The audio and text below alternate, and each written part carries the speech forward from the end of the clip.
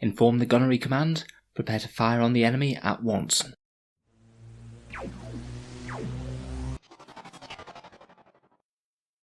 Hello and welcome back to Auspex Tactics, the strategy-focused 40k channel, where we're all about getting the most out of our miniatures on the tabletop. Today we're going to be talking shooting phase tactics, giving a brief but fairly generalised overview of a bunch of the various competing priorities in your shooting phase, talking about how to weigh them up against each other, and a whole bunch of small tips that hopefully might help you out when you're levelling your guns at the enemy army. There's lots to talk about here, so let's jump right into it. First of all, a brief word about the movement phase. Your shooting phase is heavily dependent on your movement and your positioning, hopefully allowing you decent lines of sight and ranges on your opponent's units, and also on the right units, the ones that you're actually going to be wanting to target. I'm sure we'll do a whole video on the movement phase at some point, but basically with regard to shooting, you're going to be wanting the most range and line of sight from the most of your units, obviously weighed up with other factors such as keeping your units safe. It's generally a good idea to, at the start of your shooting phase, decide what absolutely is going to need to die at the start of the phase. You can be looking at a board thinking like, yes, I'm sure I'll absolutely certainly kill that unit because it's very dangerous and also very easy to kill. If you start focusing on other things first, particularly if you're rolling poorly, then you might be leaving yourself with scant resources to take that target out, even though you know full well that it could mean the entire game's difference as to whether or not it dies. It could be a very scary and very fragile unit that's just about to deal massive damage to your army, maybe an exposed Space Marine captain that will be in a great charge position if you did let it live this turn. Or it could be something as small as a couple of troops on a far-flung objective that's going to rack up a whole ton of victory points if they don't go down. Generally at the start of the phase it's a good idea to think, yes, I'll hopefully try and kill those guys this turn, I should have enough firepower to do that, and then if all things go well we can move on to other targets. At the start of the phase, it's usually worth shooting with squads that can only see or target one thing. If following the movement phase you have some scouts on an objective, they have a few bolt shots and can literally see only one Chaos Predator tank, for example, you may as well still start the phase by shooting them at the Predator. They certainly aren't going to be targeting anything else at all, and then you'll know whether or not they have achieved the damage on the target, rather than keeping that information hidden from yourself till later on in your own phase. When squads have only one option to shoot at, for better or for worse, it's made your job deciding very simple, so get them out of the way first generally, before you let the real brain work of the phase begin. Next, I'd often tend to shoot big swingy weapons which have very high damage potential. Earlier in the phase, I'd typically take aim at something that's going to really allow them to realise their maximum damage potential. A prime example of this would be the Castellan Knight's Volcano Lance. It's an enormously incredibly dangerous weapon, and if you roll hot for it you could be doing literally anything up to 54 damage on one unit if all rolls go well. Typically when using it, particularly when Castellans were a big thing in the competitive game, I would typically aim this Volcano Lance at a really meaty, undamaged enemy vehicle, or maybe another super heavy like another Knight or something. Sure, occasionally it's underwhelming and it rolls badly, but every so often it'll go absolutely nuts and maybe literally one shot one enormous target that you really weren't expecting it to. For example, I was playing another Knights player once, fired most of the things into the units that I actually wanted to kill in the turn, but took a punt and fired the Volcano Lance into another Knight that would have been nice to kill, but wouldn't have made the biggest difference if I hadn't, and it just one-shotted it straight to death in one go. I'd say the same principle is true to some extent of big-ish D6 damage weapons such as las cannons. For example, if you're firing a Space Marine quad las Predator, it could swing a lot between getting no damage or getting absolutely tons, so I typically want to be trying to aim for something that's reasonably intact before using some more reliable firepower to whittle down the last few wounds. I think that's also a valid tactic, by the way. Solid 1 or 2 damage firepower can be great for finishing off a hard target. If you only need one wound, then even small arms might be the most optimal thing to give you a good chance of taking down the target without doing too much overkill and wasting your own firepower by shooting incredibly damaging weapons when you only need one wound. Finally, on the flip side of your units that are the most limited, the ones that are the most free to target whatever they want, say weapons with good line of sight and really long ranges, or maybe weapons with good range and also ignores line of sight, might be good candidates for firing later in the turn or even last. Because they're so free to target what they want to, they're good ones for finishing off injured enemy threats, say a big scary vehicle down to its last couple of wounds, or maybe pinging off the last couple of troops off an objective. They're a very good choice for a sort of clean-up crew, for dealing small amounts of firepower to potentially give you very big gains in terms of the mission and the battle. It's one of the reasons why ignores line of sight weaponry is so powerful in 8th edition. I would say the core of the shooting phase comes down to these two competing priorities. Firstly, you want to be killing your highest priority targets, the ones that are most important to die to win the game, but you also want to be maximising the damage output efficiency of your weapons to deal strong overall damage to the enemy army as a whole. Now generally the highest priority targets are the ones that are going to be about to deal the most damage to you in return, though there are a few other factors as we'll talk about below, and you should also weight this for durability. If something is a medium threat and really easy to remove, it might be higher on the target priority list than something that's actually quite a big threat would actually take a whole load of firepower concentrated to get it off the board. If you're going by just this maxim, then you'd just be firing all of your guns at one unit until that unit dropped and then moving on to the next one. If we go back to the other motivation, which is making the most of your firepower and using it efficiently, then that will incentivize you to just fire all of, say, your anti-tank weapons at tanks and all of your anti-infantry weapons at infantry. Different weapons are far more efficient at killing some targets than others. Naturally, things like bolters and small arms will do better against orc boys, and las cannons will do better at bringing down tanks. There's actually quite a lot of more middle ground cases, such as elite heavy infantry.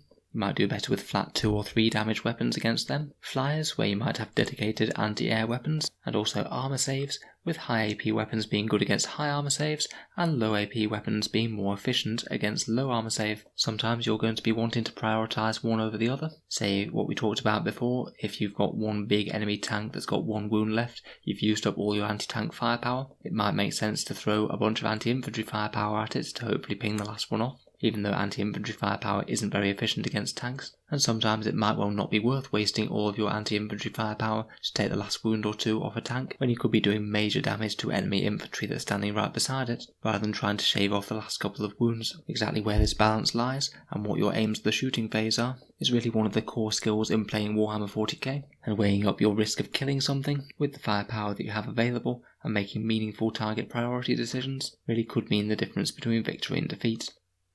There can be a few factors that influence which targets you think are most important to try and take out, but often try and start with trying to shoot down anything that's got low toughness but high damage output.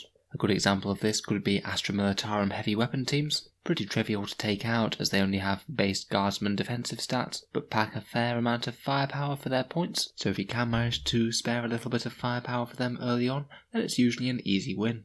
If you are starting to commit to take down some big targets, as I'm sure you'll have to win the game, we've said this a couple of times already, but you really don't want to be leaving multiple injured threats alive on 1 wound if your firepower could have been better distributed to just take down the one big threat and stop that one from shooting you back. Sometimes due to ranges and lines of sight you might well be forced to split fire between different targets. But if all things are equal, you really don't want to be doing chip damage to multiple different big enemy units, compared with just maybe getting one of them off the table for good. This is doubly important for things that don't degrade, or have tactics or stratagems that can let them fight on full profile. Things like Imperial Knights, you may have got one down to 1 wound, but as Imperial Knight players can use Machine Spirit Resurgent, that Knight can be fighting on full profile, so in terms of taking damage next turn, you've actually done no good at all if you have done 23 wounds to that Knight. Just that one extra wound could be the difference between losing a lot of your forces next turn. It'd basically look very silly if it was alive on 1 wound and you'd wasted some las cannons earlier in the phase shooting at something that didn't really need to get shot this turn. I'm not saying that every single target needs to go down in 1 turn exactly. Plenty of things are far too tough to do that with, but it is a good thing to try and aim for if it's possible. You might also think 1 turn ahead for any units that can be safely ignored for a turn. Say slow moving close combat units, you can pretty much guarantee aren't going to be any threat to you provided you're a certain distance away from them, so you could be targeting the enemy's other threats and then maybe focus them next turn or something. The same might go for short range shooting units. If you can outrange them and kill a bunch of other threats, then you could safely leave them for a turn and they can be a bit lower down the priority list. Other high priority targets are ones that are actually going to make the difference as to whether or not you win the mission based on victory points. Often you'll have things like defending objectives or infantry that need to die this turn if you want to deny your opponent points, and these massively make themselves more of a priority target than other ones. If your opponent makes it so the unit that's on the objective is also the one that's one of the most threatening, then this is definitely a free win for you, as you can compound the value of your shooting, both shooting to remove units from the objective and taking out key threats. This is one of the reasons that we often see objectives being held by low value troops units like Gretchen for example, which you don't really want to be wasting your time firing at when there's other bigger threats out there. A few other bits. Sometimes it's specifically better not to shoot at a unit if it's either going to make your charge range longer, or maybe stop an important charge from being made, which would have brought one of your units onto an objective. The most common example is a charge from reserve, say if you've brought down a smash captain that's about to charge the enemy. then you shoot that same unit with something, the enemy removes the models that are nearest to you, and then your smash captain has got a far lower chance of getting in to smash them up. Depending on your odds of making that charge and just how lethal that killer unit is that's about to make the charge, you might do on average less damage by shooting that unit up a bit, compared with completely leaving it unscathed for your combat unit to come in and clear them out in a second.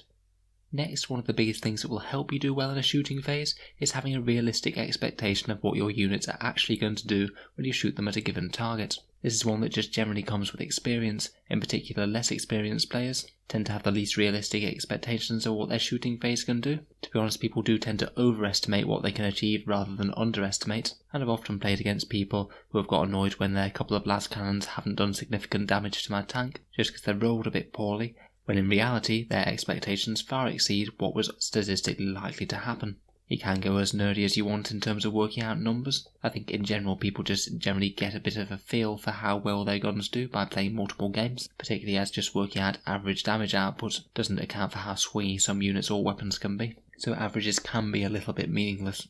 The only real way is to see yourself roll those dice a whole bunch of times when firing at the enemy. If you really want to get a feel for a unit, it might just make sense to have a few practices, just casually rolling out a few trial runs with its weapons before you actually use the unit in a real game, and seeing how much it would have achieved in one shooting phase if you were targeting a certain other unit. Just because I felt like working out a few numbers, when you're targeting a fairly standard toughness 7 3+ save vehicle, a las cannon will do around about 1 1/3 wounds, a missile launcher around about 1 wound, and an autocannon about 0.7 wounds. These are when being fired at ballistic skill 3+, by the way. And with those numbers you could work out, for example, that an 11 wound vehicle will take around about 8 or 9 las cannon shots on average to bring down, which might be more than some people expect. Next I thought I'd talk briefly about overkill.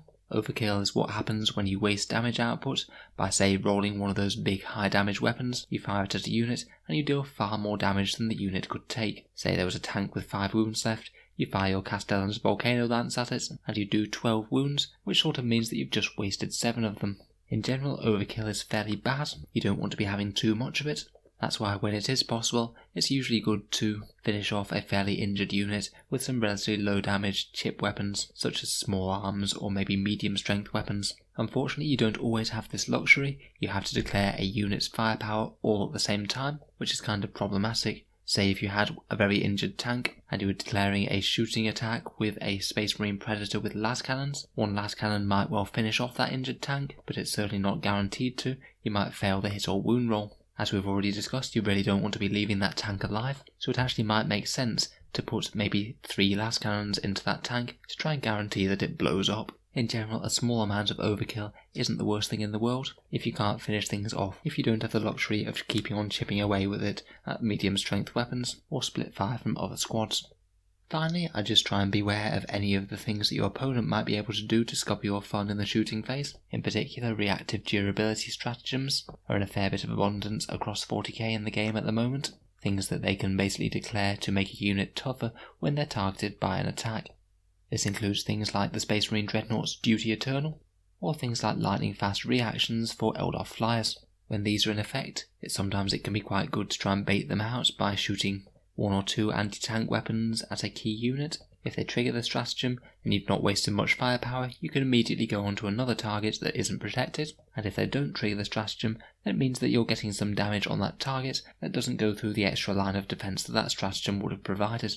Another one to beware of is casualty removal tricks. I've done an entire quick tip video on casualty removal and I strongly recommend checking it out if you haven't already. We've already technically talked about one advantage of casualty removal, which is to remove from the front of a unit to make one of your opponent's charges longer. But in the shooting phase, your opponent could also do things such as remove casualties that are in line of sight of your models, maybe making the unit untargetable or out of range of other units in your army. If multiple units in your army have line of sight on an enemy infantry squad, it's worth bearing in mind what would happen if I shoot this infantry unit, it causes a bunch of casualties, could my opponent put the other one out of line of sight or out of range? Just something to bear in mind there.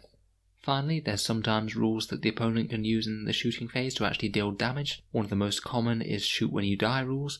The Sisters of Battle have a sacred right that can allow this. Some stratagems can allow shooting when you die, such as Machine Spirit's Vengeance from the Space Marines, maybe allowing a Repulsor Executioner to open up with its Plasma Incinerator at one of your shooting units halfway through your own shooting phase. and another major one are Space Marine Ancients, who have that aura ability when a model is slain. On a 4+ they get to shoot or make a combat attack again when they die. The worst case scenario is that you shoot a bunch of units and then they shoot one of your shooting units that hasn't even shot yet this phase, meaning that you could lose it before you even get the damage output out of it. In this sort of scenario, it might be best to shoot the more fragile units first to ensure you aren't robbed of their damage output. Overall, the shooting phase is a very complicated phase, and I'd argue is probably one of the core skills of playing Warhammer 40k in 8th edition. Basically, a good player will have to take all of these myriad competing factors in their mind and weigh them up, deciding which ones are the most important and what sort of strategy they want to go down, and then perhaps even adapt that strategy during the shooting phase itself, depending on how well their units perform. Despite the complexity, having a decent idea of what your units will do, making a plan at the start of the phase, and then starting with the units that are most restricted in terms of target options will be a good start to the phase, and then you can weigh up the bulk of your shooting between killing your highest priority targets and dealing overall efficient damage to the enemy army. Thank you very much for listening to another Auspex Tactics video. If you've got any insights into the shooting phase yourself, please let me know down in the comments. There really is quite a lot to consider in this phase. It's a new puzzle to be solved every single phase, every single game. If you enjoyed the video, feel free to subscribe. We have plenty of 40k tactics content coming out pretty much every day, so check back later if you'd like to see more. If you'd like to help out the channel, see some videos early, and vote on what videos come next, then please check out the Auspex Tactics Patreon page. The generosity of the Patreons is what keeps the channel going, so please take a look down in the description if that's anything that interests you. And thanks again for listening. I'll see you guys next time.